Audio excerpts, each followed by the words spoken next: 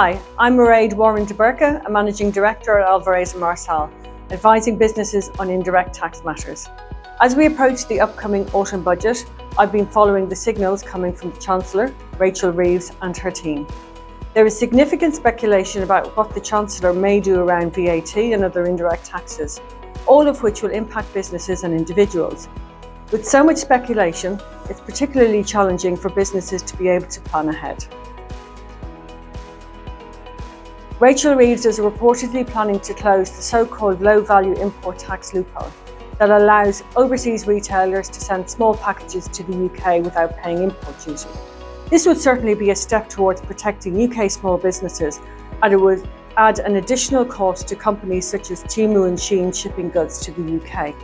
The same regime is also subject to abuse or fraud where overseas sellers undervalue products on shipping documents in order to fall below the £135 threshold.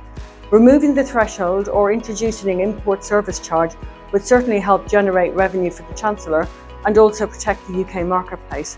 This topic has been coming up for the past few years, so it will be interesting to see if the Chancellor finally makes a move on this.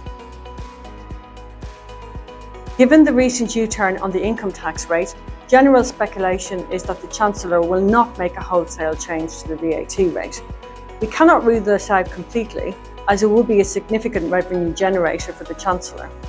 However, given the wider impact it would have on UK trade, the more likely outcome is that the Chancellor may tinker around the edges and increase the rate on certain products such as unhealthy foods.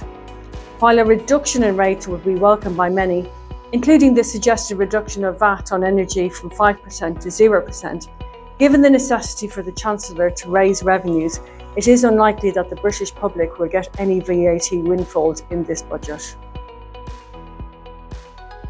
The VAT registration threshold is an area of widespread discussion. It was raised to £90,000 in April 24, which was the first time in 10 years. Now there is further discussion about whether it will increase again or even be reduced further to say £30,000. Either change will have a significant impact on small businesses. In terms of revenue generation, the obvious choice would be a reduction of the VAT registration threshold, which would bring more small businesses into the VAT regime. This would be in line with most other countries in Europe and indeed the world, where the VAT registration thresholds are far lower than the UK. It would also raise some revenue, which is very much required given the U-turn on income tax. Estimates are around £2 billion per annum. However, there are also discussions about increasing the threshold to £100,000, which will keep more small businesses outside the VAT regime. This current uncertainty is unhelpful. For businesses, stability and predictability in VAT policy will be essential for confident forward planning. Indications are that the Chancellor will introduce additional means for taxing electric vehicles with the pay-per-mile scheme. This will be challenging to administer, but also signals that it may be unlikely that the Chancellor will take opportunities to improve the position for those operating electric vehicles. It was hoped that she would reduce the rate of VAT to public EV charging down to 5%, but this now appears unlikely. This will be disappointing for those in the sector as well as consumers. If you'd like to discuss the upcoming autumn budget or anything VAT related, please reach out to me directly or speak with your usual A&M contact.